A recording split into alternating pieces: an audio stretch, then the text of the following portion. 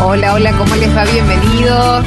Hola, mes de noviembre, qué lindo, es el mes de mi cumpleaños, es un mes que me gusta mucho. Bienvenido a noviembre, empezamos a despedir el año así como muy de a poco. Bueno, felices de estar en la radio, felices de ser Fuerza Natural. ¿Cómo estás, Gaby? Hola, amiga, ¿cómo estás? Yo Bien, la verdad que yo te dije, me encanta que sea noviembre el mes de tu cumpleaños, pero basta, no que no corra tanto el año. Es cierto, ya sé también, eso también es cierto. Bueno, esto es Fuerza Natural, soy Milva Castellini y Fede López Feijó es nuestro productor y Lucas Novoa nos pone al aire. Y durante una hora vamos a acompañarte en Radio Splendid junto con Gabriel para poder charlar temas de salud, temas de sustentabilidad, temas que nos hacen a la vida cotidiana.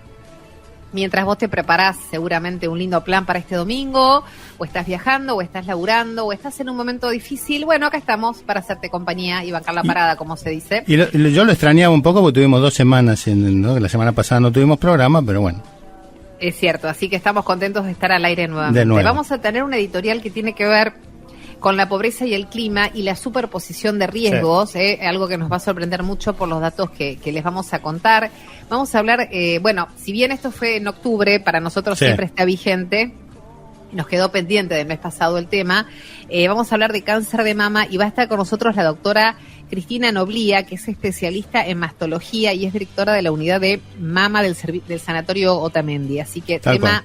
Una recontra importante de seguir difundiendo. Una gran especialista, reconocida especialista.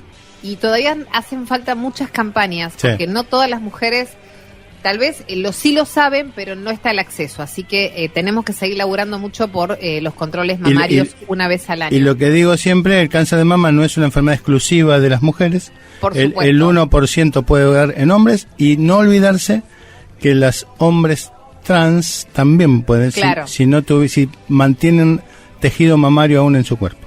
Perfecto. Lado B con dilema de amor. Sí, Gaby. Bueno, ¿viste? ¿Qué tiene que ver un dilema? Esta es una historia de amor que te voy a contar hoy. ¿Qué tiene que ver con la medicina? Este es el lado B de la medicina y es la veo que una maravillosa historia de amor y como toda historia de amor termina trágicamente, ¿no, Milva? Pero vas a ver que es una linda historia de amor. Bueno, está bien. Bueno, no vamos me retes. A hablar también, pero es que si termina triste ya me pone mal. Vas a ver que no. De un hallazgo en La Rioja de una especie de dinosaurio y después de más de 20 años registraron un ejemplar de águila arpía en Misiones. Me impresiona un poco el tema de la arpía. Y en Imprescindibles, es una mujer clásica de Argentina. Por eso es una de las escritoras más importantes que dieron las letras argentinas, una luchadora también de las causas de la mujer, que es lo que traemos siempre a Imprescindibles. Vamos a hablar de Alfonsina Storni, ¿no? Inmortalizada por aquella famosa samba de Ariel Ramírez. Bueno, vamos a contarte que hace muy pocos días se publicó un informe que hace foco precisamente en una realidad que a veces se mira medio por separado, que se disocia, pero que en realidad están absolutamente ligadas, que es la pobreza y la crisis climática. ¿Por dónde decís? Bueno, te lo voy a contar un poco. Hay un documento que elaboró la Universidad de Oxford junto con el Programa de Naciones Unidas para el Desarrollo y que presenta por primera vez un análisis global integrado, donde se vinculan las condiciones de pobreza con la exposición a riesgos ambientales. Cuando hablamos de pobreza multidimensional, nos referimos a una situación en la que las personas están enfrentando carencias en distintos aspectos. Puede ser la salud, puede ser la educación o pueden ser las condiciones de vivienda. Pero no solo es una cuestión de ingresos, sino es un conjunto de desigualdades que se superponen y hacen la situación realmente crítica. Según este estudio, casi 8 de cada 10 personas que están en situación de pobreza multidimensional viven además en zonas donde se registran amenazas directas asociadas al cambio climático. ¿De qué hablamos? De que a ese estado de pobreza general o multidimensional se le suma que viven en una zona de calor extremo, de inundaciones tremendas, de sequías tremendas o de contaminación en el aire. Y que muchas veces no se trata solo de un riesgo, sino que son varios riesgos a la vez que soportan. Bueno, acá empezamos con los números de millones, pero esto significa que gran parte del mundo lo padece. Más de 650 millones de personas se enfrentan 2 amenazas ambientales que son simultáneas y más de 300 millones de personas hasta 4 al mismo tiempo. O sea, la situación realmente es insalubre por donde se lo mire. Las regiones más afectadas son Asia del Sur y África subsahariana, que concentran juntas más de 700 millones de personas, que además son pobres, que están expuestas directamente a todos estos peligros que te mencionamos. Entonces, la investigación muestra que los impactos ambientales no afectan a todas las poblaciones por igual y que los sectores más vulnerables son también los más expuestos. O sea, esta es la conclusión más fuerte. Uh-huh. En el caso de Argentina, un informe específico indica que la incidencia de la pobreza multidimensional es baja en comparación con otras zonas de la región o del mundo, pero que los desafíos persisten y que el cruce entre desigualdad social y crisis ambiental sigue siendo un punto clave para pensar políticas públicas. Bienvenidos a todos, es un placer, esto es Fuerza Natural.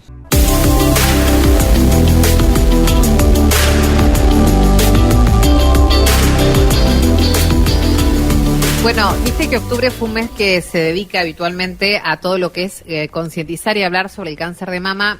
Estamos empezando noviembre, para nosotros todavía está vigente el tema, porque es necesario seguir hablando de prevención, porque es necesario que los controles sean accesibles, y por eso nosotros tenemos como referente a la doctora Cristina Noblía, que es médica cirujana, es especialista en mastología y es directora de la unidad de mama del Sanatorio Tamendi. ¿Cómo estás, Cristina? Gracias por atendernos. Bien.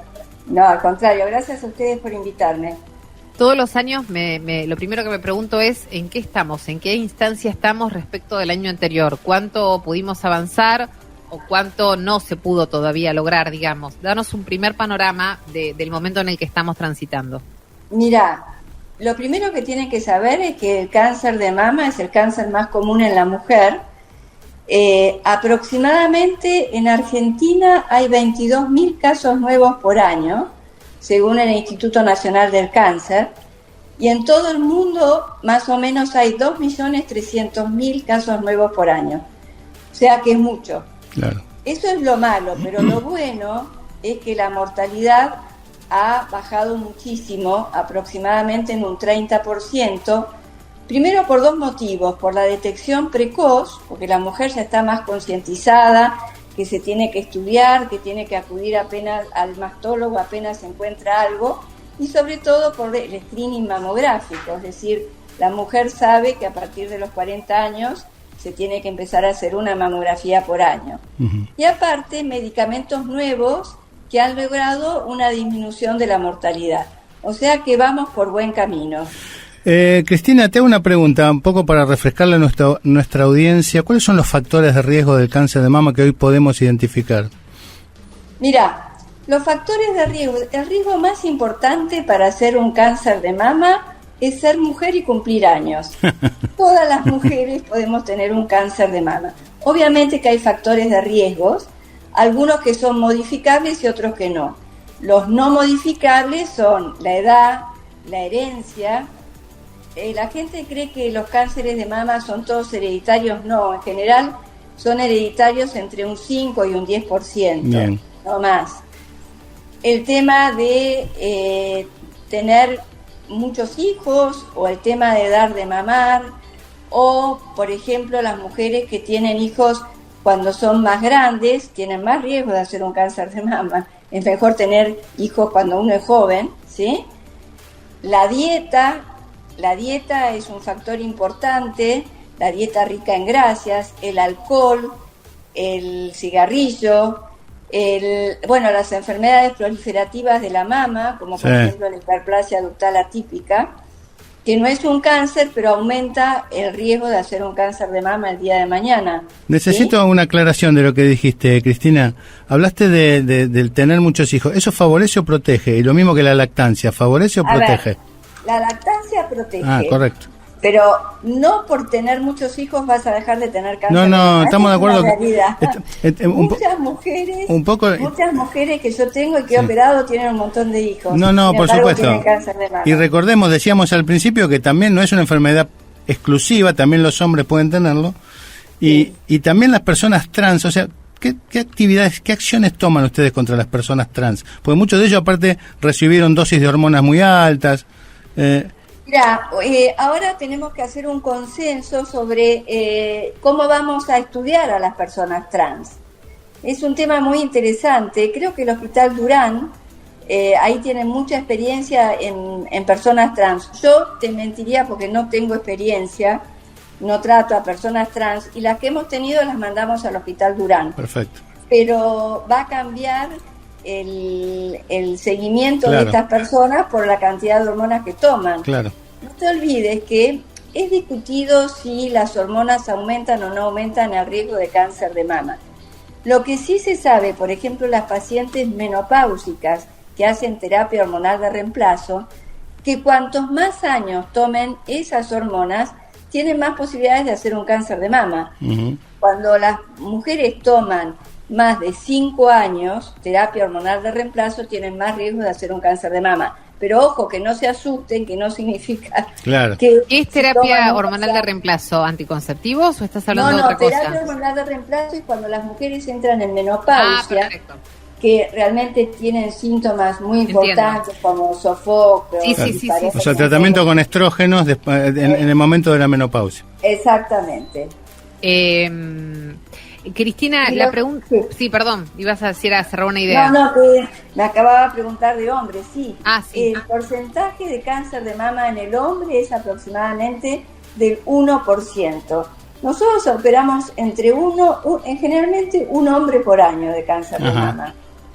Pero es raro. Sí. Es raro, pero no es imposible, quiero decir. No imposible.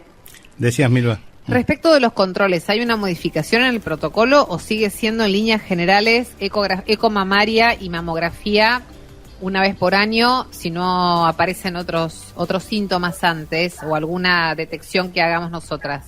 Bueno, si la paciente es asintomática, tiene que empezar a hacerse una mamografía a partir de los 40 años, ¿sí?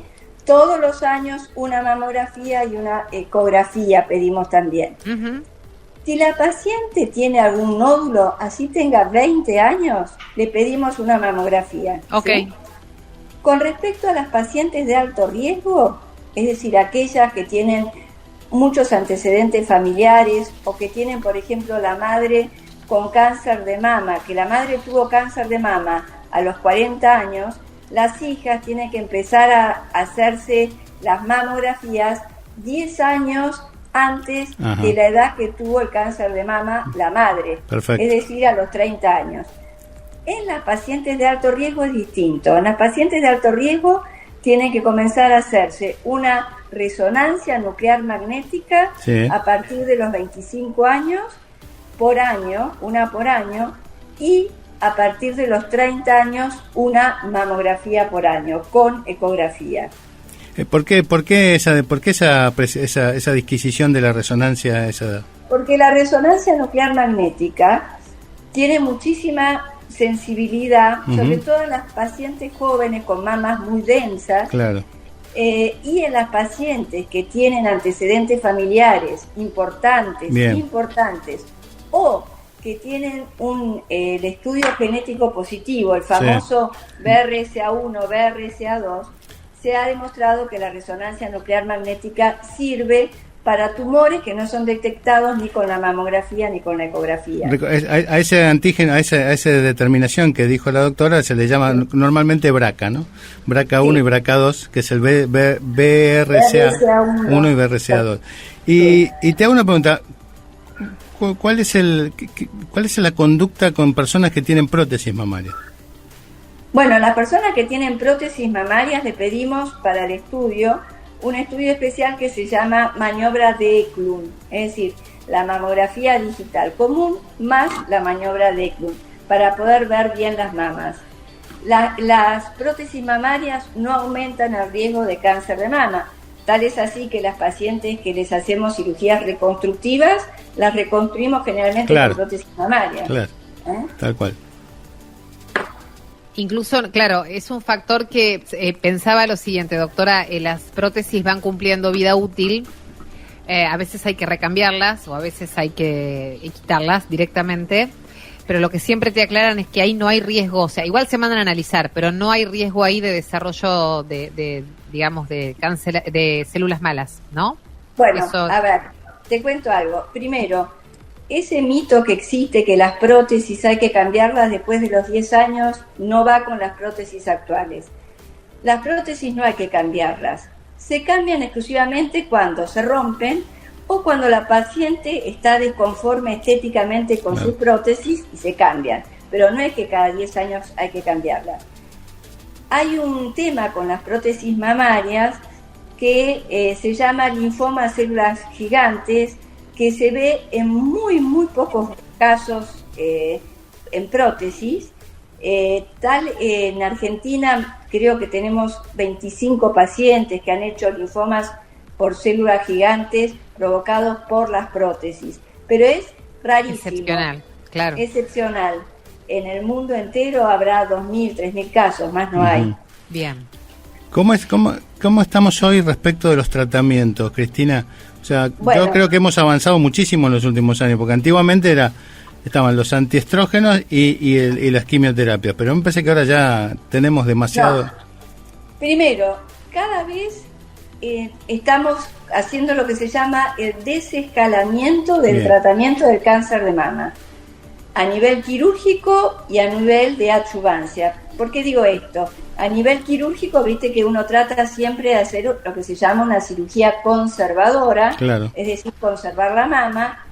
Hay ciertos casos, ojos, que no se puede conservar la mama porque el tumor es multicéntrico, es decir, está en varios lados o por ciertos factores y tenemos que sacar la mama. Pero en el caso que la saquemos, siempre hacemos una reconstrucción de esas mamas.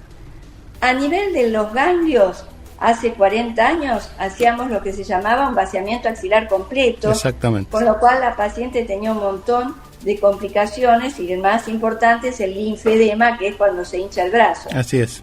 Hace ya desde el año 2000 que hacemos la técnica de ganglio centinela, que es sacar 1, 2 o 3 ganglios y nada más, ¿sí? Bueno, hay que saber que a veces cuando el ganglio está enfermo, en ciertos casos hay que hacer un vaciamiento completo, pero cada vez estamos operando menos, haciendo cirugías en menos.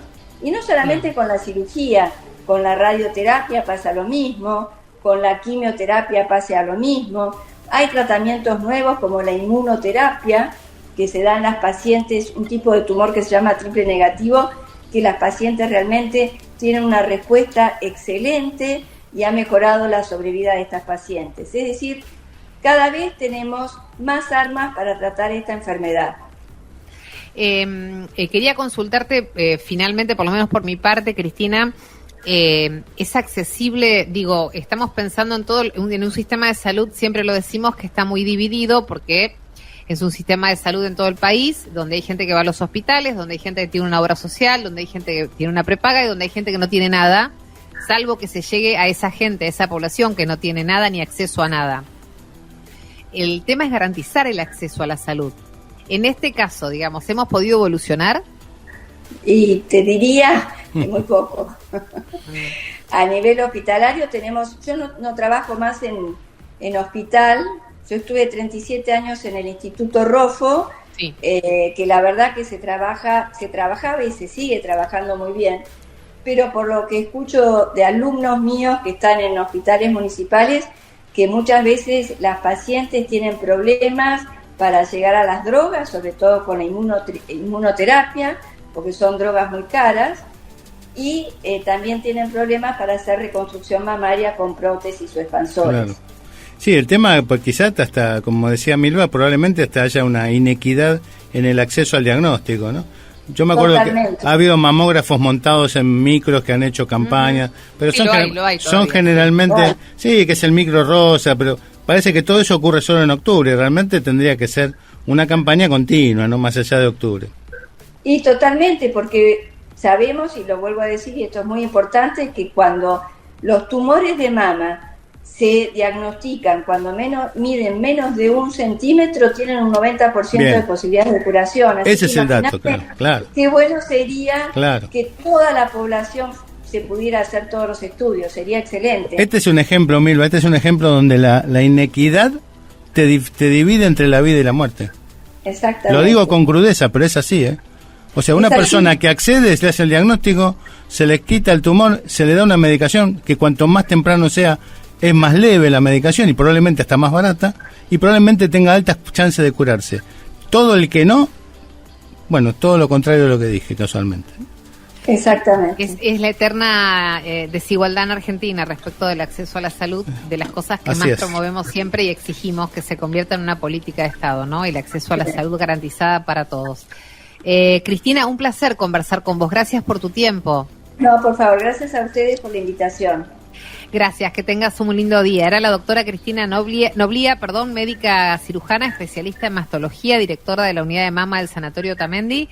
Nosotros nos vamos a ir a una pausa, sí, recordándote, ¿sabes qué, Gaby? Nos da miedo a las mujeres cada vez que vamos a hacer el estudio, porque lo que vas a hacer es descartar tener un cáncer, básicamente. Sí, pero cuando los hombres hacemos la PSA, que es el antígeno prostático, entonces, o la colonoscopía, ambos hombres exacto, y mujeres, tenemos siempre esa pequeña incertidumbre, pero es mucho mejor un ratito de incertidumbre que una vida de ignorancia, así que háganse los estudios que haya que hacer. A eso iba, hay que superar ese miedo, hacerlo, sacarse la duda, si está todo bien, seguimos, y si no, lo abordamos lo antes posible.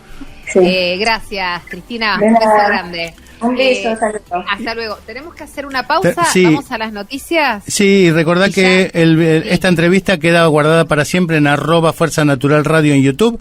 Nosotros nos vemos después de esta pausa y del informativo. Dale, vamos a las noticias y ya venimos con más Fuerza Natural. Dale. Fuerza Natural. Cambia el chip. Descubre. Innova. Transforma. Milva Castellini. Gabriel Barbagalo. Hasta las 13 en Splendid 990. Más radio. Más radio.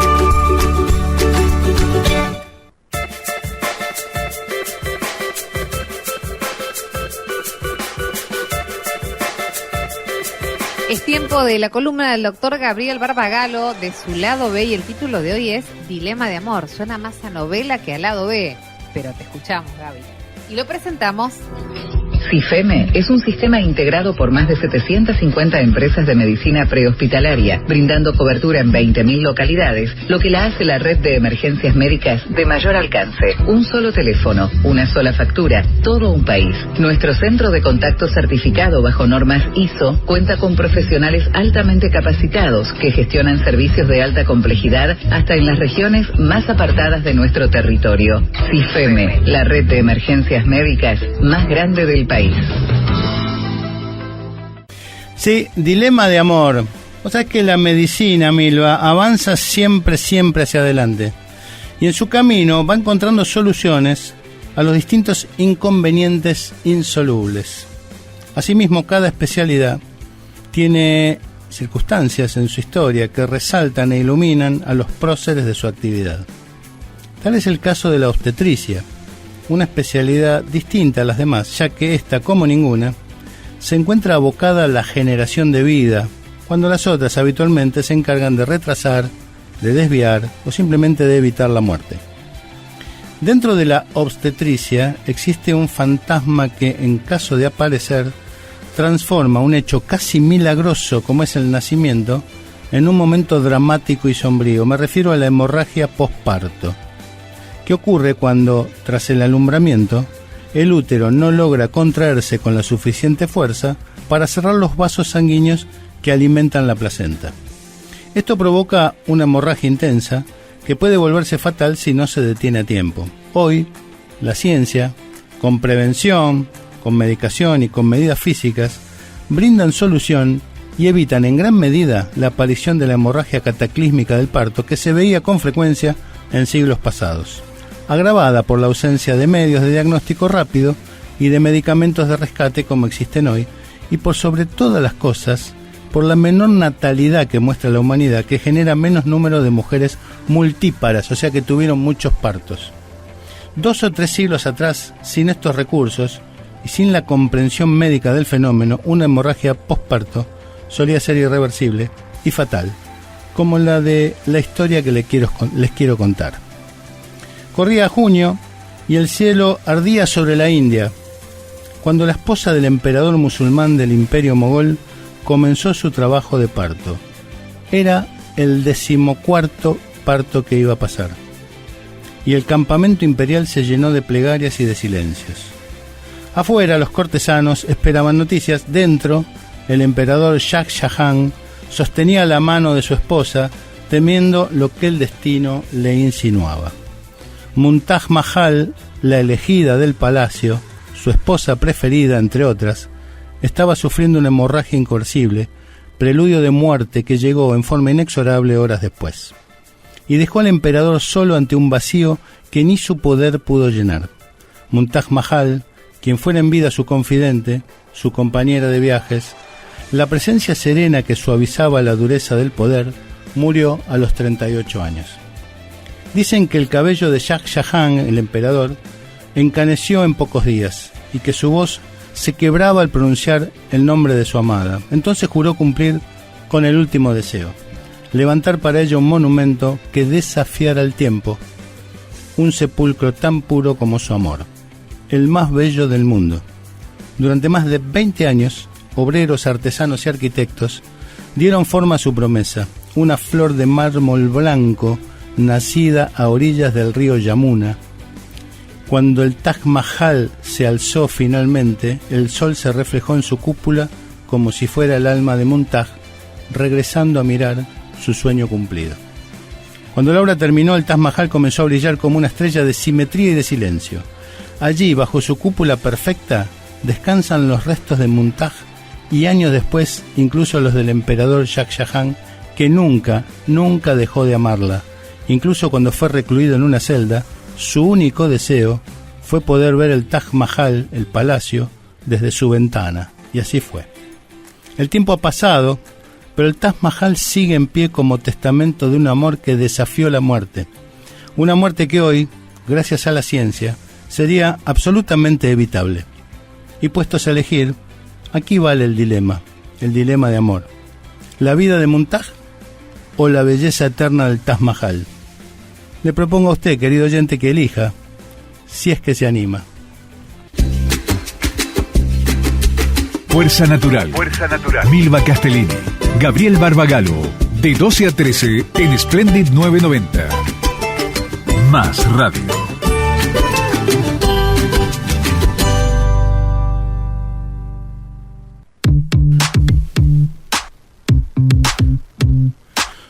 Vos sabés, Milva, que el Taj Mahal...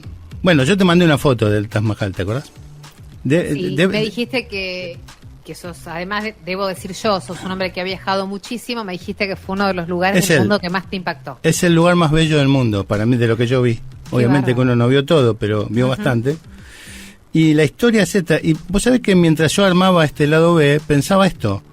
Digo, si hoy fuera el día de hoy, con todos los avances de la medicina, que por suerte hoy tiene la medicina, probablemente Mumtaz se hubiese salvado. Pero el mundo no tendría el Taj Mahal. Claro. Entonces, viste, parece ser hasta egoísta. Y un poco, porque es un costo muy alto. Es un sacrificio muy grande para él, porque él, la historia del emperador, del marido, es dramática porque nunca pudo superarlo. Tenía 38 años esta chica. Terrible. Y tenía otras esposas también el amigo. Bueno, ¿no? era cultural eso también, claro. No, pero te quiero decir, ella se llamó Mumtaz Mahal, que era un seudónimo, el verdadero nombre no lo recuerdo, que quiere decir la elegida. Mahal quiere decir palacio. Entonces, que Mumtaz Mahal es la elegida del palacio. Era la elegida, era la número uno, era la que gobernaba junto con él, ¿viste? Y realmente, y dice la leyenda, que cuando estaba a punto de morir dijo: lo único que te pido es que hagas un monumento para que nunca me olvide. Y vaya si lo hizo, Tremendo. ¿no? Te digo que es impactante ver ese mármol blanco, cómo resalta, porque te llevan casi al amanecer, que es donde pega el sol justo. Qué lindo, Gaby. Y por dentro no es gran cosa, es un sepulcro, y están los dos sepulcros, tanto de él como de ella, porque él murió muchos años después, y lo sepultaron allí, y donde le correspondía, obviamente. Y nada, es una de las cosas bellas que para mí tiene la India, que es tan enigmático. Pero me dejó dando vuelta esta idea, ¿no? Si como médico hubiese preferido salvarla a Mumtaz y que toda la humanidad no conociera el Taj Mahal. Yo creo que sí, que vos como médico, por salvar una vida, sobre todo. Por supuesto, pero bueno, pero no deja de ser un dilema de amor. Lindo título, bien apropiado. Gracias, Gaby. ¿Pausa o vamos con los temas de hoy? No, vamos con los temas de hoy. Vamos con los temas de hoy. Siempre tengo un problema de orientación. Aparte es lindo pedir pausa, ¿viste? No, sí, yo es como que me cuelgo y me olvido. No, vamos con los temas de Y hoy. Fede hiperventila porque Sí, me mira, armando la mira, rutina y yo le digo, ¿qué hacemos? Ahí va esto, bueno. Y Fede me dice, pero yo te lo mandé. Te lo mandé, no, pero yo te voy a explicar algo. Le voy a contar algo a nuestra gente. Dale, que no escucha, Fede. No solamente arma, organiza, piensa, se recontra engancha con los temas, nos manda las rutinas y a mí me lo deja oralmente sí, lo contado sé. todo el programa. Sí, o sea, sí, me deja audio, te lo va tras contando. audio, tras audio, hasta ahí me malcrían, ¿entendés? Y Me yo le digo, parece. ¿con qué seguimos? Y va a decir, jodeme, Milva, jodeme que no sabés.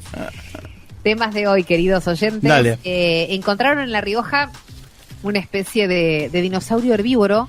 Parece que es el equipo, es el equipo de paleontólogos, ahí me salió, Dale. de CONICET, es el Museo Argentino de Ciencias Naturales, y son las universidades públicas que han identificado esta nueva especie de dinosaurio en una región montañosa, allá en La Rioja, que no había sido explorada hasta ahora. Viste que siempre se habla del sur del país, donde son los hallazgos, ¿no? Sí. Bueno, este ejemplar, se supo, vivió hace más de 220 millones de años.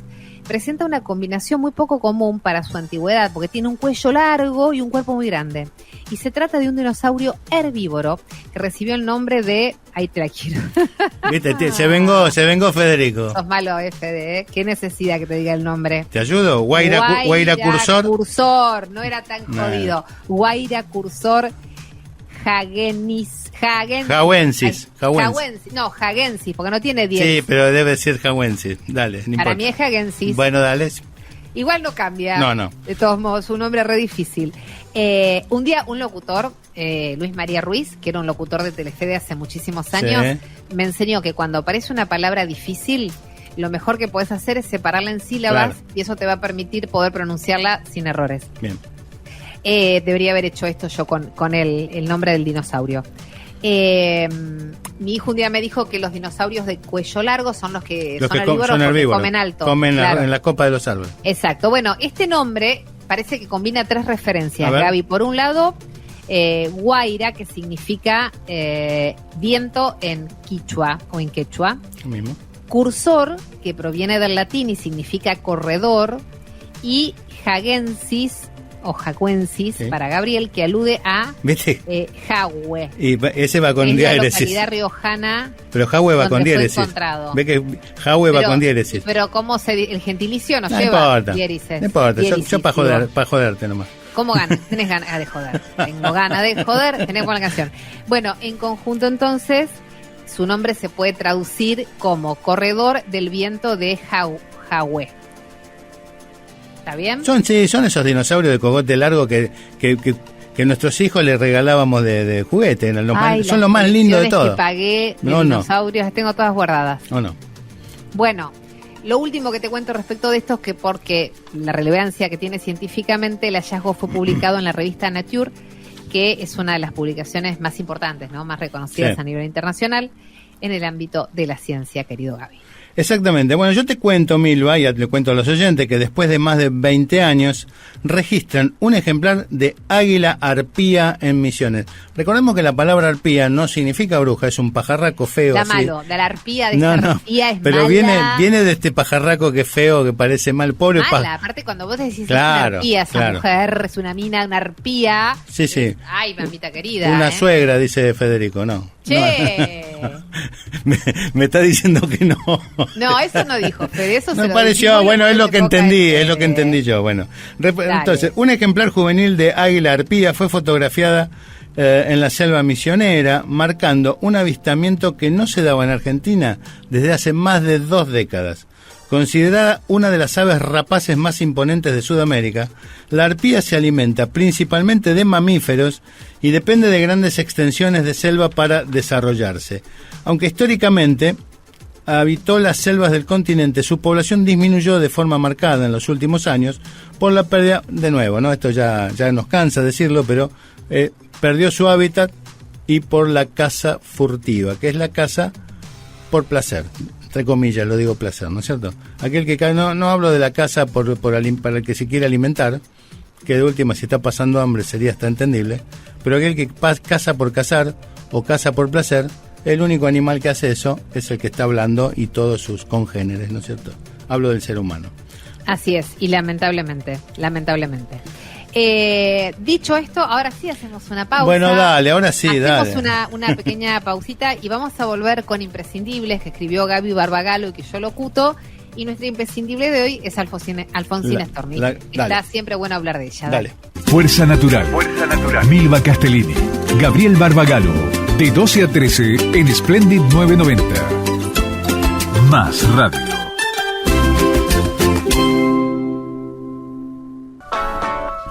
Bien, y como decíamos antes de la pausa, vamos a hablar de una de las más importantes escritoras argentinas por adopción, que es Alfonsina Storni. Bien, Alfonsina nació junto a los Montes Suizos, pero su destino estaba del otro lado del océano. Siendo aún muy niña, un barco la trajo hasta aquí, hasta nuestro país, con los bolsillos vacíos y el corazón lleno de palabras que aún no conocía. En los ojos de su mamá vivía la melancolía de los que emigran, la tristeza de dejarlo todo, una tristeza que los acompañó por siempre. Alfonsina creció entre trabajos humildes, en una casa donde la poesía era una melodía y la necesidad una constante. Pero Alfonsina tenía un don rebelde, escribía, enseñaba y soñaba. Y cuando el siglo XX entrecerraba levemente sus puertas a las mujeres con recelo, ella las empujaba sin pedir permiso, por supuesto. En los cafés de Buenos Aires, los hombres hablaban de política, hablaban de arte, de versos. Alfonsina los escuchaba, sonreía y escribía mejor que todos ellos. Su poesía era una mezcla de fuego y de verdad, porque hablaba del deseo, del cuerpo, del alma femenina que no quería ser una sombra del varón. La llamaron audaz, insolente y peligrosa, pero ella solo respondió con más poesía. En su obra literaria hay una mujer que busca su lugar en un mundo hecho para otros. Alfonsina fue una voz pionera en un mundo dominado por hombres. Con su escritura directa, irónica y valiente, rompió los moldes. Fue amiga de otros grandes escritores como Horacio Quiroga y Leopoldo Lugones, y fue una de las primeras mujeres en hablar abiertamente de la desigualdad de género, del deseo y de la libertad. Una madrugada de octubre de 1938, en la playa La Perla de Mar del Plata, Alfonsina caminó hacia el mar. Dicen que se adentró despacito, como quien vuelve a su casa, que el agua la abrazó sin reclamos y que su último poema, Voy a dormir, fue su despedida. Un poema que concluye de esta manera: gracias. Un encargo. Si él llama nuevamente por teléfono, le dices que no insista, que he salido. Desde entonces, en cada mujer que escribe sin miedo, vive Alfonsina, la que eligió el verso como espada y la que se entregó al agua para hacerse imprescindible e inmortal. Qué muchacha, ¿no, amiga? Me mató el verso, no lo recordaba. Bueno, fíjate que Ariel Ramírez, que escribe Alfonsina y el mar, sí, medio toma un poco, ¿viste? Si llama a él, no le diga que estoy. Claro, dile que exacto. Alfonsina no vuelve. Sí, es cierto. Por eso, y también hay una parte que habla, ¿viste? Que dice, habla de una nodriza. Bueno, el verso habla, es como que toma en parte ese último poema de Alfonsina y lo lleva a esa samba que es hermosa, ¿no? Creo bellísima, que es una samba hermosa. Bueno, amiga, nos vamos a tener que ir. ¿Lo vamos? Como decían los chicos. Vamos, bueno, estamos de fiesta acá, ¿sabías? ¿Por? Porque cumpleaños Lucas. ¿Por qué no me lo decís de entrada? Porque no lo dijo, Gabriel, no, pero no lo dijo. Vos ya lo saludaste. No lo saludé porque el guacho, lo voy a decir así, se lo quedó callado, me lo dijo recién. Hoy 2 de noviembre, cumpleaños de Lucas, cumple, no sé, 50, ¿cuánto cumplís? 140. ¿Cuánto cumple, Lucas? ¿Cuánto cumple? Es un 44, es una falta de respeto. No es bueno, no importa. Entonces, en honor a él, le vamos a dedicar este programa a Lucas Novoa, nuestro operador técnico, que hoy cumple sus primeros 44 años. Y también saludamos a Federico López Feijó, que no cumple años, pero es nuestro productor ejecutivo y el que está detrás de todos los detalles. Mi nombre es Gabriel Barbagalo y la dejo a la señora Milva Castellini, ganadora del Martín Fierro, para que se despida. Hasta la próxima nominación vamos a estar así, recordando. Sí, no, obvio. Y recordá también que @Fuerza Natural Radio en YouTube quedan este programa y todas las notas que hemos hecho. Perdón, me había olvidado. Ahora sí, Menos todo mal, tuyo. lo dijiste, sí. Chicos, es un placer hacer equipo con ustedes, estar en Splendid, estar con ustedes del otro lado. Gracias por acompañarnos siempre. Nos encontramos el próximo domingo en Dale. Fuerza Natural. Que lo pasen súper, súper lindo. Chau, chau, chau, chau.